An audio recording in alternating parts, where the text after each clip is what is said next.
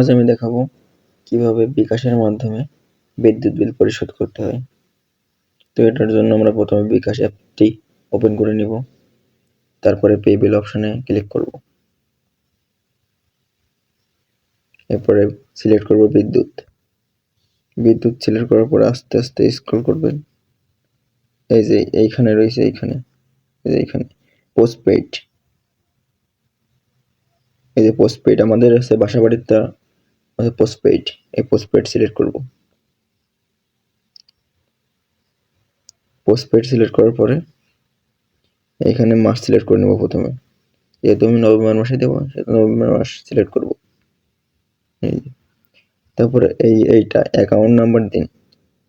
SMS account number মানে হচ্ছে আপনার ওই বিদ্যুৎ বিলের কাগজ রয়েছে, ওই কাগজে লেখা রয়েছে হিসাব নং, গ্রাহক হিসাব নং, ওই হিসাব নংয়ের নাম্বারটা দিবেন।